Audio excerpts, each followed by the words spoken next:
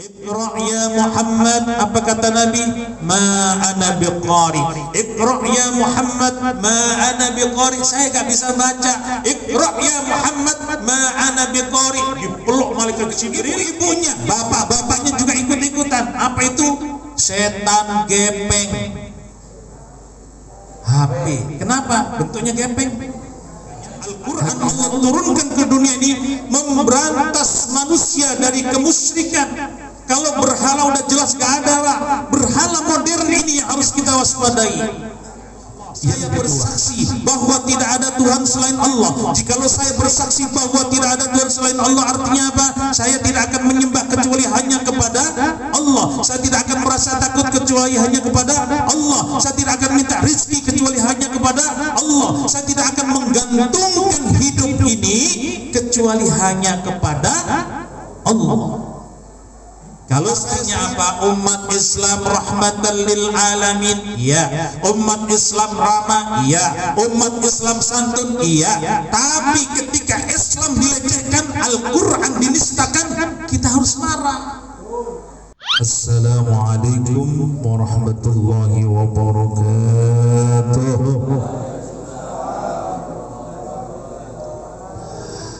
Alhamdulillah, alhamdulillahilladzi anzala as-sakinata fi qulubil mu'minin liyazdadu imanan ma'a imanihim walillahi junudus samawati wal ardh wa kana Allahu 'aliman hakima. Allahumma salli ala sayyidina wa habibina wa syafi'ina wa maulana Muhammad sallallahu alaihi wa alihi wasallam. Amma ba'du. Yang kami hormati segenap jajaran pengurus Musholla Aswajah. Mohon maaf tidak saya sebutkan satu persatu, para guru-guru, para asatidzah, para orang tua kami semua tidak saya sebutkan juga satu persatu, tapi namun tidak mengurangi ini rasa hormat dan ta'zim saya. Bapak-bapak, ibu-ibu semua yang insyaallah dimuliakan oleh Allah Subhanahu wa taala.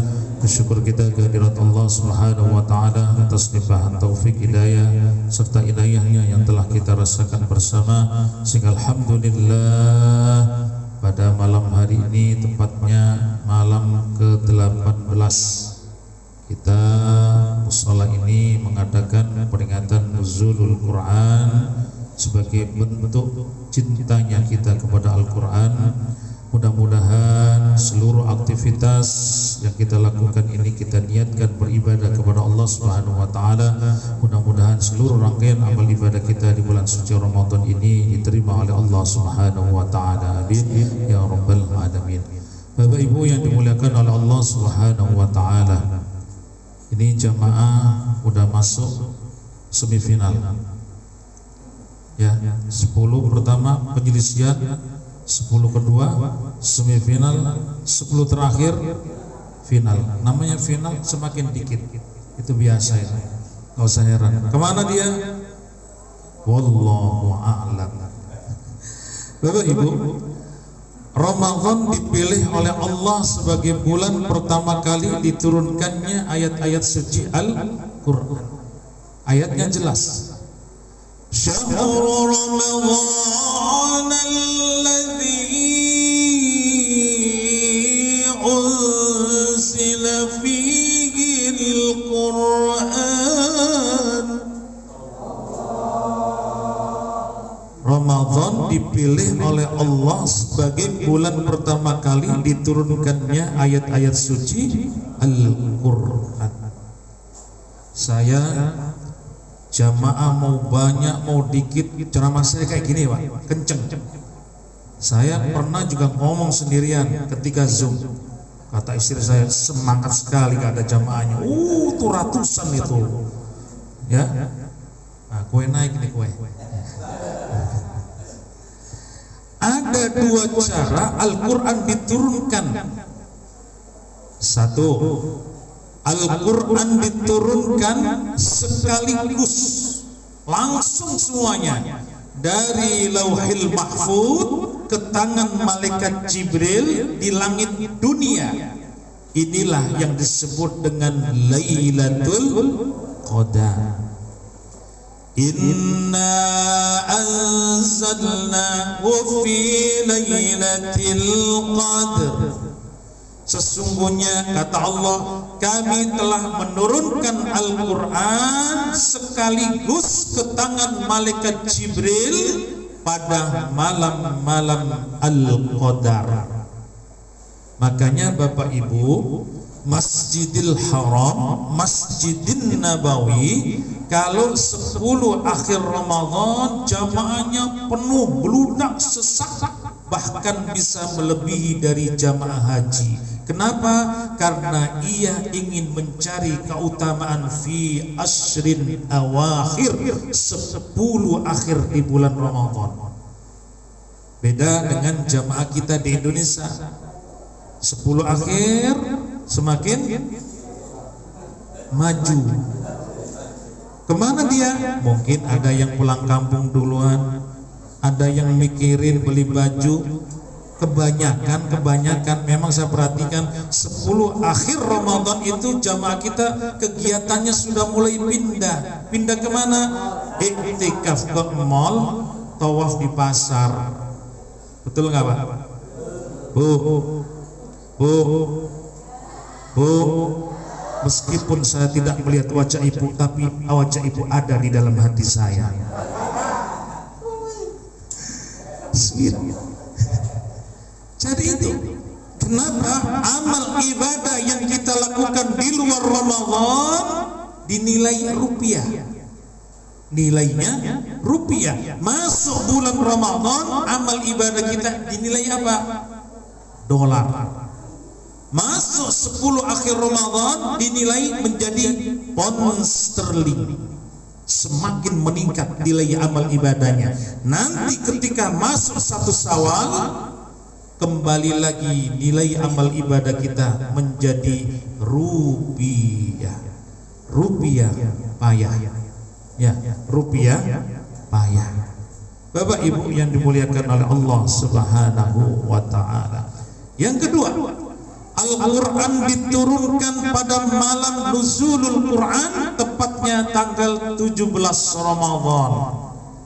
Ketika malaikat Jibril diperintahkan untuk mewahyukan, menurunkan kepada baginda Rasulullah Muhammad sallallahu alaihi wasallam secara beransur-ansur. Ketika Nabi berhalwat, berdiam diri di gua Hira. Jadi pertama sekaligus ke malaikat Jibril. Malaikat Jibril ke Rasulullah enggak sekaligus, beransur-ansur. Turun pertanyaan, kenapa kok gak diturunkan semua saja? Kok gak diamprokin saja? Karena orang Betawi bilang, satu, karena Al-Quran diturunkan sesuai dengan situasi dan kondisi. Al-Quran diturunkan sesuai dengan situasi dan kondisi. Kedua, ketika Rasulullah menerima wahyu pertama, Iqra bismi rabbikal ladzi khalaq, khalaqal insana min 'alaq, Iqra wa rabbukal akram, alladzi 'allama bil qalam, 'allamal insana ma lam ya'lam. Nabi meriang. 5 ayat saja yang diturunkan kepada Rasul, Nabi meriang, Pak.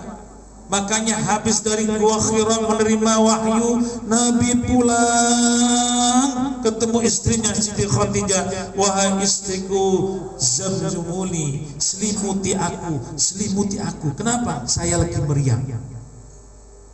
Baru 5 ayat saja Nabi meriang. Bagaimana kalau ayat-ayat Al-Quran itu diturunkan seluruhnya kepada Rasul? Bisa jadi Nabi itu pingsan. Begitu beratnya Pak Bu Rasulullah memikul wahyu Allah ini. Begitu beratnya Rasulullah.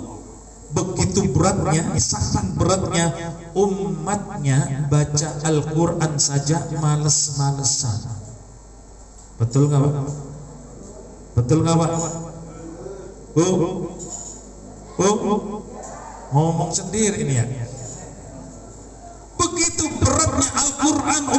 membacanya. Padahal Ramadan ini disebut apa? Syahrul Quran, bulannya Al-Quran. Makanya amalan yang sangat-sangat dianjurkan dilakukan di bulan Ramadan itu memperbanyak membaca Al-Quran. Tadi diumumkan sudah khatam ya? Diterusin lagi ya? Insya Allah. Terusin sendiri-sendiri. Karena apa? Patokan orang itu dekat dengan Allah, dia harus dekat dengan Al-Quran.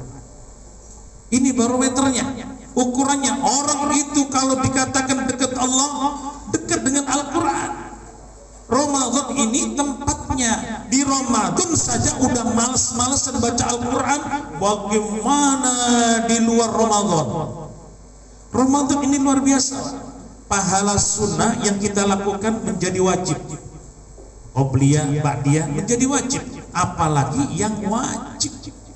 Kita di bulan Ramadan jangankan wajibnya, yang sunnahnya saja ketinggalan, kelihatan apa? Ada rugi di dalam diri kita. Rugi saya tidak melakukan apa? Qobliyah, ba'diyah. Kenapa? Disinilah apa semangat di dalam menuntut amal ibadah. Ramadan ini di training, makanya disebut dengan syahrul ibadah. Jadi itu amalan yang sangat dianjurkan, membaca Al-Quran. Pak, saya gak bisa baca, minimal seneng aja Pak, minimal seneng. Bapak ibu melihat Al-Quran seneng saja sudah berpahala. Ketika saya umroh, jamaah sebelah saya ada yang membaca Al-Quran di depan Ka'bah. Pas baca, dia meneteskan air mata. Salire husnudan saya yakin bapak baca Al-Quran ini mengerti isi dan apa yang ia baca. Kenapa? Sampai ia menangis. Selesai baca, saya tanya, bapak tadi baca surat apa, ayat apa, kok sampai mata bapak berlinang air mata? Ustaz, bukan saya bisa membaca Al-Quran, bukan saya bisa memahami Al-Quran, tetapi kenapa kok bapak nangis? Saya nangis itu iri sama jamaah-jamaah yang lain. Jamaah yang lain bisa membaca Al-Quran, saya gak bisa. Saya menangis iri kepada mereka. Saya bilang, bapak sudah berpahala. Jadi senang aja udah berpahala. Nah, dari senang ada meningkat menjadi membaca. Dalam bahasa Arab disebut dengan qiraah. Qiraah itu membaca Al-Quran, Arabnya saja gak ngerti artinya sudah berpahala. Makanya apa kata Rasul? Alladzi yaqra'ul Qur'an wa huwa mahirum bih. Siapa yang membaca Al-Quran mahir, pandai, lancar, ma'as safaratil kiramim bararah, ia bersama dengan para malaikat. Walladzi yaqra'ul Qur'an wa yatata'u, siapa yang membaca Al-Quran ta'ta'u, terbata-bata, berat, susah, tata, susah. Apa kata Rasulullah? Lahu ajrani, pahalanya dua. Yang susah, yang baru belajar Iqra terbata-bata, pahalanya dua. Lupa Ustaz, bacanya terbata-bata kok pahalanya dua? Iya, pahala pertama semangat ketika ia ingin belajar Al-Quran. Pahala yang kedua ketika ia membaca Al-Quran. Tapi jangan gara-gara hadis ini lalu kita tidak mau melancarkan baca Al-Quran. Kenapa kamu tidak mau melancarkan baca Al-Quran? Pahalanya dua. Ingat, yang lancar, yang mahir, yang pandai, ia bersama dengan para malaikat.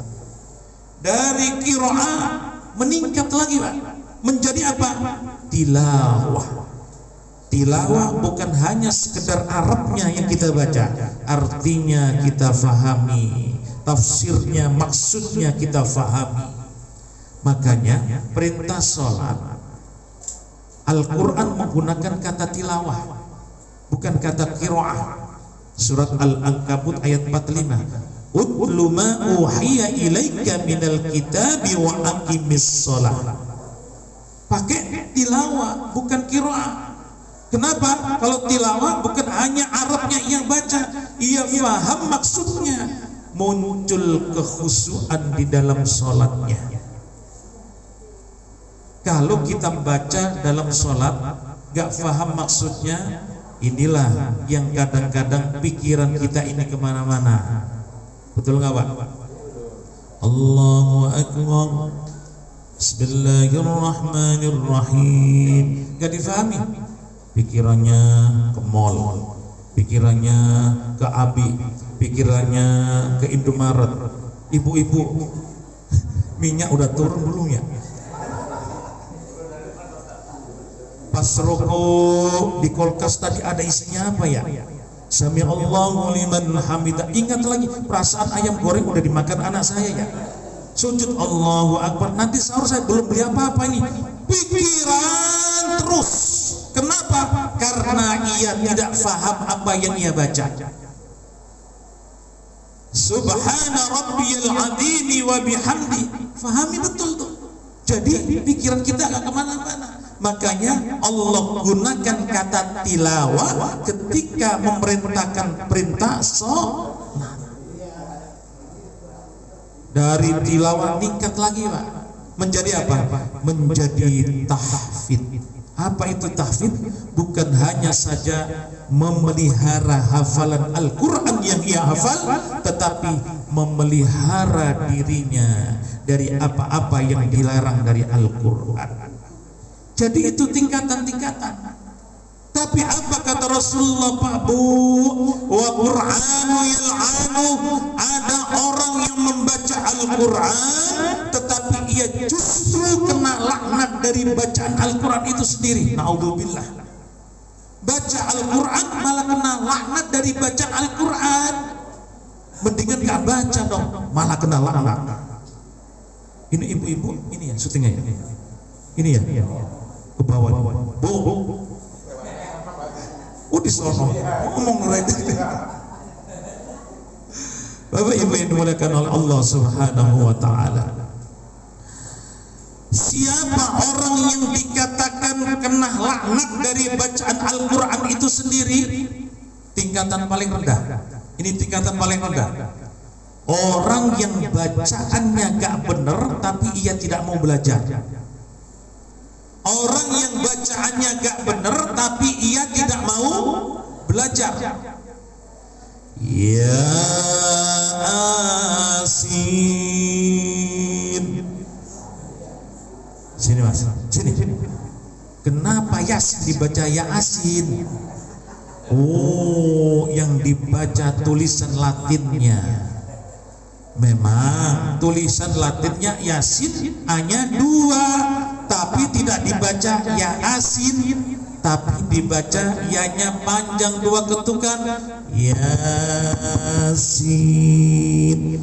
Disinilah pentingnya tahsin Al-Quran, membaguskan membaca Al-Quran dengan koridor apa-apa yang diatur di dalam ilmu tajwid. Di sini ada belajar Al-Quran? Ada kan? Ustaz Mukramin mengajar. Alhamdulillah, lanjutkan. Kenapa? Orang kalau bacanya gak benar, gak mau belajar, kena laknat Pak. Tapi kalau sudah belajar masih salah-salah juga, malah pahalanya 2 kata Nabi tadi. Kan ada, mohon maaf, orang gengsi, potongannya soleh, peci, lancip, baju koko. Pas giliran tadarus mau ke dia, Ustadz maaf, mau ke kamar kecil. Udah lewat jauh, dia baru masuk. Begitu terus, besok juga gitu. Pas giliran mau dia, Ustadz maaf, mau ke rumah ambil giginya ketinggalan. Alasan terus. Artinya apa? Jangan malu kalau kita tidak bisa.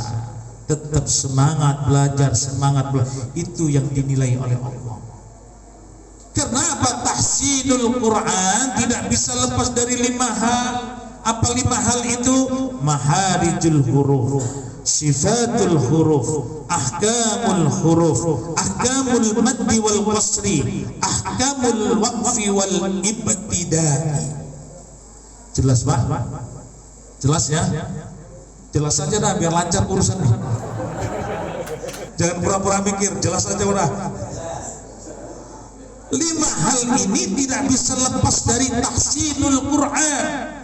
Yang pertama, maharijul huruf. Ini luar biasa. Salah penyebutan huruf dari lisan kita, dari rongga mulut kita, artinya jauh kemana-mana. Contoh, dalam ilmu tajwid ada namanya huruf khalqi, huruf kerongkongan. Ada ha di atas pangkal tenggorokan, ada kho di tengah, ada ha paling bawah. Ha, kho, ha, ha, kho, ha. Ini jangan dicampur adukan. Nah ini perlu latihan. Ha, kho, ha, kho, ha pedas. Kalau ini dicampur adukan, artinya jauh kemana-mana. Contoh, Bismillahirrahmanirrahim. Him, ha pedas. Bapak kalau kepedasan makan cabai, ada orang kepedasan, ada gitu. Pedas. Bismillahirrahmanirrahim.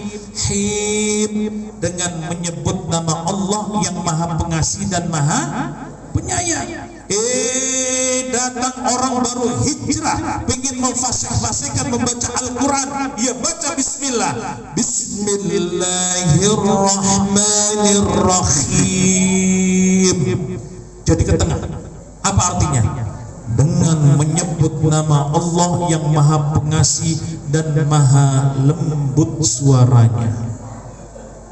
Jauh nggak Pak? Jauh artinya. Alhamdu, segala puji. Alhamdu. Karena ada orang baca alhamdu kan? Allahu Akbar, alhamdulillah. Hati-hati. Bukan alhamdu. Kalau alhamdu ha pedas, segala puji, kita tarik ke bawah. Alhamdu yang maha hening. Uhilla dihalalkan, uhilla disembelih. An-Nahl, dalam Al-Quran ada surat An-Nahl, artinya lebah, diganti kho, An-Nahl, jadi pohon kurma. Begitu fatalnya ketika kita salah penyebutan membaca Al-Quran. Makanya Bapak Ibu ketika belajar Al-Quran itu harus apa? Harus talaki, bermusafahah, berhadap-hadapan dengan guru. Bagaimana guru menyebutkan makharijul huruf, perhatikan betul. Pak Ustadz, sekarang kan zaman canggih, gak usah pakai manggil guru, pencet Google makharijul huruf, keluar semua. Pencet huruf kho, bunyi dia kho, kita ikut kho. Pencet huruf so, bunyi dia, kita ikut so. Da, ba, kira-kira kita ngikutin laptop, bacaan kita ngikutinnya salah, ditegur gak sama laptopnya? Gak negor. Makanya talak lagi, bermusyafah. Inilah yang digambarkan oleh Rasulullah. Wahyu pertama yang Rasul terima, apa kata malaikat Jibril? Iqra ya Muhammad. Apa kata Nabi? Ma ana biqari.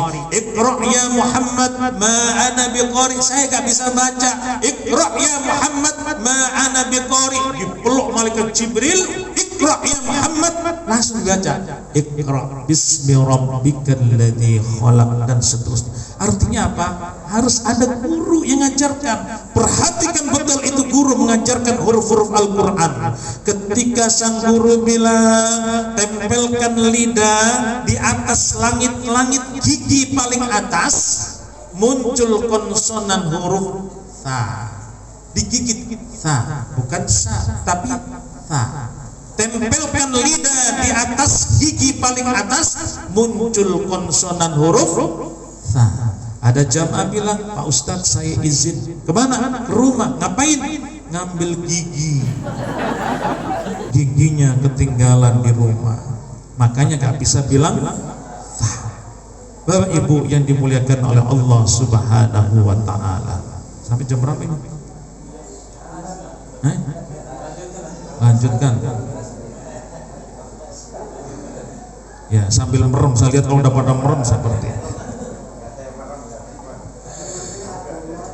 Jadi Al-Quran yang Allah turunkan ke dunia ini kita yakini sebagai ayat, sebagai kitab suci. Kenapa kok kita yakin Al-Quran sebagai kitab suci? Karena apa? Semua agama memiliki kitab suci atau sesuatu yang dianggap suci. Contoh, orang Yahudi punya kitab, Pak. Orang Yahudi punya kitab Taurat. Orang Nasrani punya kitab Injil. Orang Majusi punya kitab Zen Avesta Tanzinesta. Orang Hindu punya kitab Weda. Orang Buddha punya kitab Tripitaka. Aliran Konghucu punya kitab Tauhid. Aliran kebatinan di Jawa juga punya kitab namanya Serat Centani Hidayat Jati Darmo Gandul. Namanya serat banget ya. Semua agama punya kitab suci. Nah, Allah kasih Al-Quran sebagai kitab suci. Apa misi Al-Quran yang Allah turunkan ke dunia ini? Satu, memberantas manusia dari kemusyrikan. Timur, barat, utara, selatan, sebelum Allah turunkan Al-Quran, manusia itu tenggelam di berbagai macam kemusyrikan. Di semenanjung Arabia orang nyembah berhala, di Persia orang nyembah api, di animisme. Di Asia orang-orang gelam dalam animisme, menyembah dewa-dewa yang kerap melahirkan Tuhan-Tuhan lokal, disembah sesuai dengan kebutuhannya. Muncul matahari, ini Tuhan ini, disembah matahari. Ketika matahari terbenam, apa malam muncul rembulan, ini Tuhan, disembah sesuai dengan kebutuhannya. Makanya Pak Bu, Rasulullah itu berjuang di kota Makkah selama 13 tahun. 13 tahun yang ia tanamkan apa? Tauhid, keyakinan, keimanan. 13 tahun, gak ngurusin yang lain, tauhid aja. Disinilah bedanya umat Rasulullah dengan umatnya Nabi Musa. Kalau Nabi Musa umatnya yang ditanamkan pertama apa? Syariah, hukum. Makanya umatnya Nabi Musa itu cenderung susah dibilangin.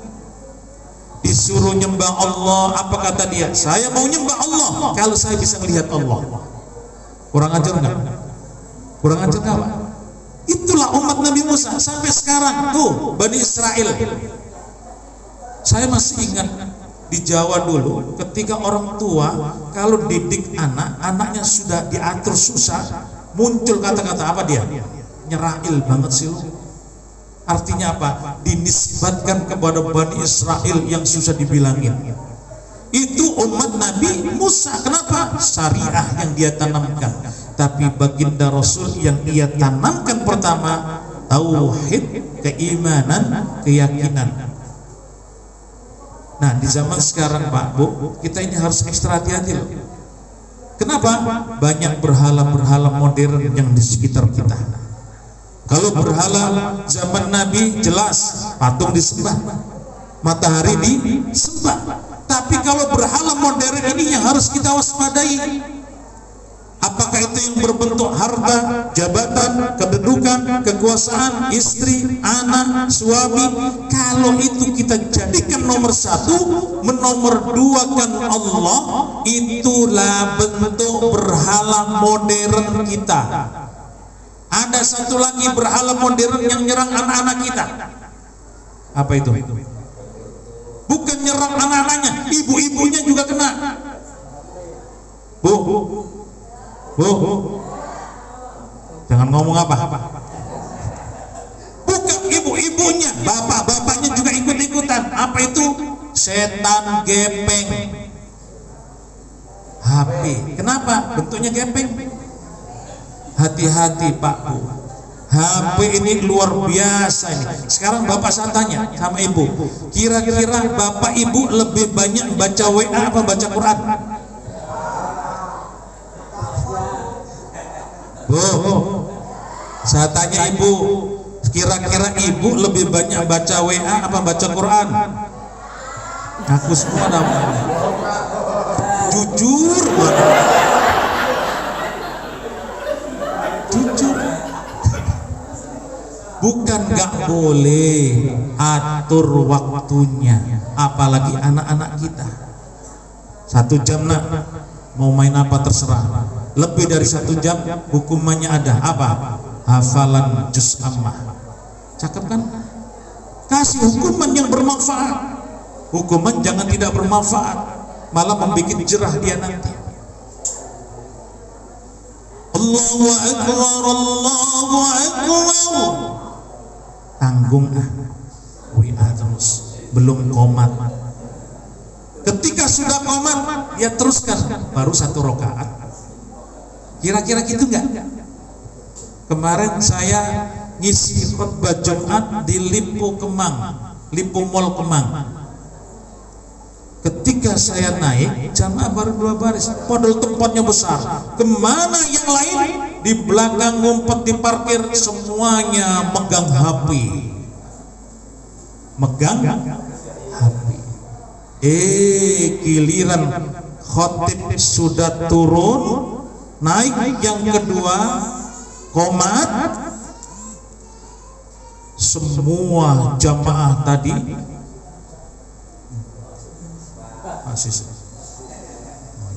lupa saya, mukanya udah lama ketemu ini. Sampai mana saya tadi? Mau ngapain di mall?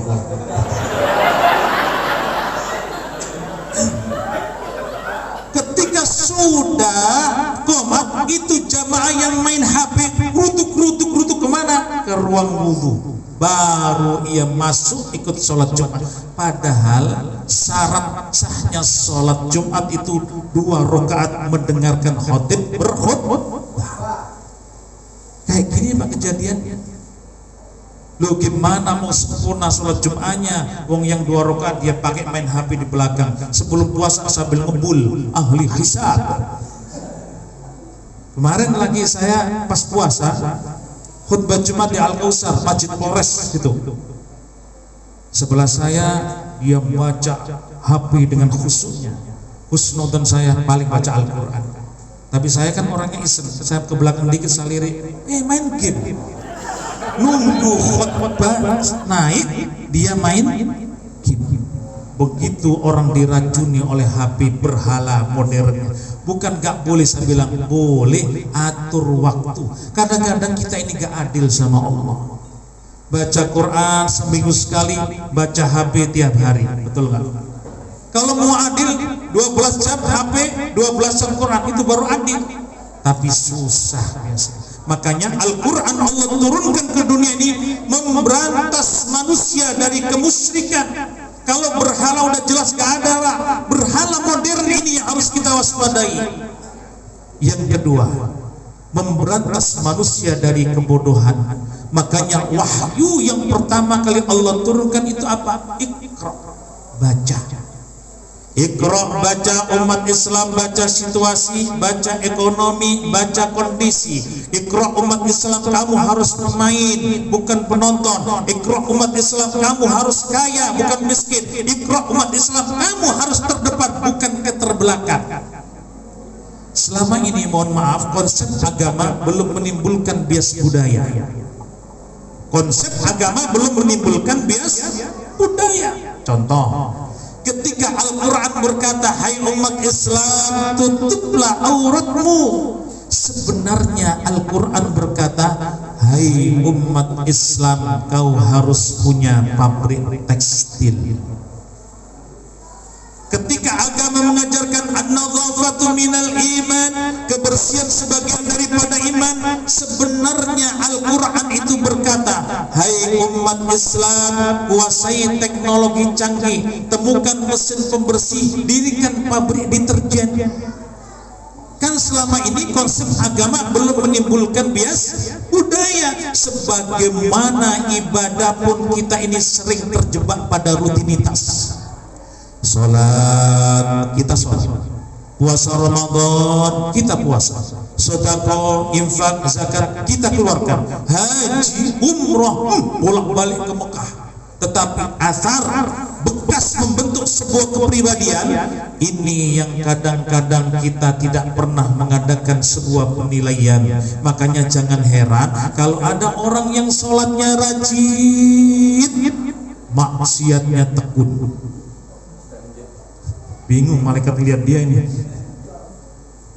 Puasa Ramadannya rajin, gak cukup Ramadannya. Syawal ia lakukan, Senin Kemis rajin, Ayyamul Bidnya rajin.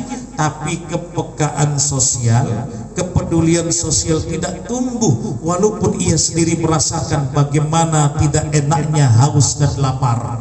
Kepada yatim kejamnya luar biasa, kepada fakir miskin gak punya pengertian, kepada yang tidak mampu tidak punya perhatian. Haji, umrah, bolak-balik ke Mekah, tapi maaf, wawasannya tetap picik seperti kata dalam tempurung. Padahal bapak ibu yang sudah umrah, udah umrah semua kan? Udah. Saya doakan cepat dah saudara. Amin. Ini makbul nih doanya nih. Ya, surat tanah kan ada. Ya. Coba ketika umroh kita dibuka nuansa wawasan keislaman kita di Masjidil Haram maupun Masjidil Nabawi. Perhatikan, orang sholat gaya macam-macam di dunia di situ kumpul. Ada yang sorbannya kena kipas angin, mau terbang, ya ambil, ya tempat lagi. Waktu saya haji tahun 2006, sebelah saya pas sholat isya ada jamaah dari Iran. Sebelum sholat dimulai dia naruh sandal di depannya. Batin saya, ini sandal sering hilang nih maling ini. Di sana kan sering hilang Pak. Ditaruh di depannya. Setelah sholat mulai Al-Fatihah imam selesai, masuk ayat, ada jamaah dari sebelah kanan gak tahu mau kemana, ia buru-buru lari, ia tendang itu sandal 3 meter ke sana. Itu orang Iran, diambil ke sandal, cuk, diambil, ditaruh depan lagi, diterusin. Batin saya, ini sholat gaya apa ya? Tapi begitulah Pak Bu, nuansa keislaman dibuka luas. Jangan dikit-dikit membid'ahkan orang. Kan gitu sekarang lagi trennya dosa, bid'ah, neraka. Menik neraka punya dia. Ya. Dikit-dikit orang disalahkan, padahal dia kalau mau buka nuansa, bukan di Arabnya aja, banyak kitab-kitab yang perlu kita gali. Begitu luas ilmu Allah. Bukan kita tidak kenal Islam. Ketika ditanya Islam lebih faham daripada kita. Disuruh syahadat lebih fasih daripada kita. Disuruh tahlil mantep tahlilnya. La ilaha illallah. La ilaha illallah. Mantep.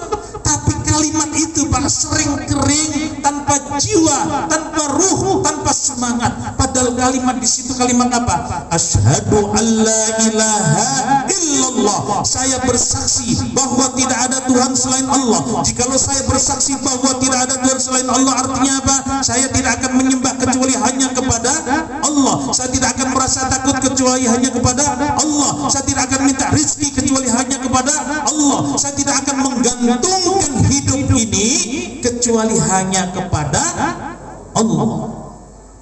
Kalau saya sendirian, sadari yang kedua Allah. Kalau saya berdua, sadari yang ketiga Allah. Kalau saya bertiga, sadari yang keempat Allah, dan seterusnya.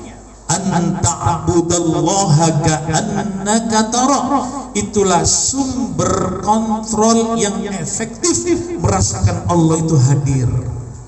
Allah hadir dalam hidup ini. Wa huwa ma'akum aina kuntum wallahu bima ta'maluna basir.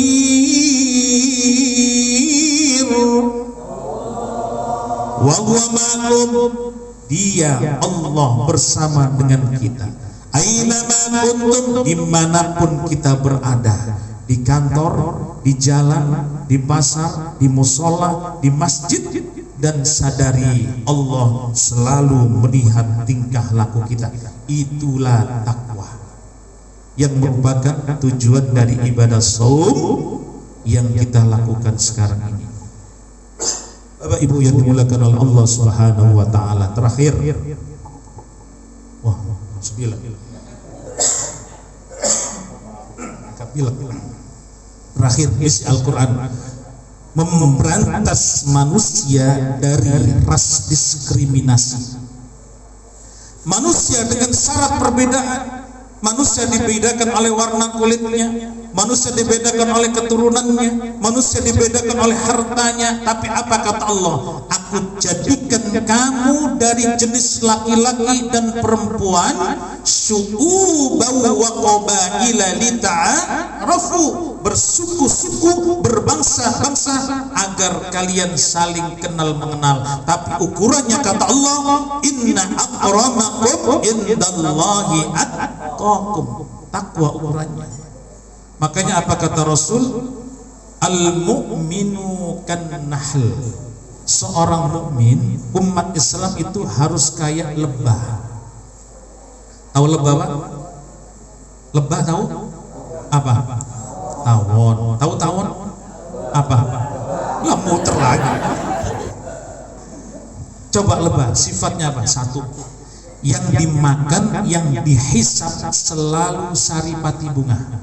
Betul nggak? Pernah dengar ada lebah makan oncom? Tahu ibu? Artinya apa? Umat Islam yang dimakan yang baik-baik, yang diminum yang baik-baik. Yang baik-baik bagaimana? Halalan thayyibah.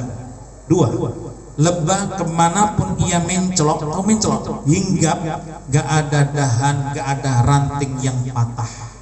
Artinya apa? Umat Islam kemanapun ia berada, tinggal di mana saja, pantang jadi biang kerok bagi masyarakat lingkungannya. 3, lebah yang dikeluarkan selalu madu. Madu Pak, luar biasa. Makanya apa kata Rasul?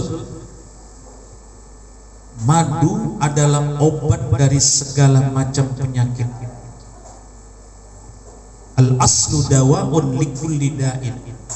Disebutkan dalam surat An-Nahl ayat 69, yakhruju min butuniha syarabun mukhtalifun alwanuhu fihi shifaa'un linnas. Dari perut lebah keluar minuman yang bermacam-macam warnanya, yang di dalamnya terdapat obat yang menyembuhkan bagi manusia. Madu.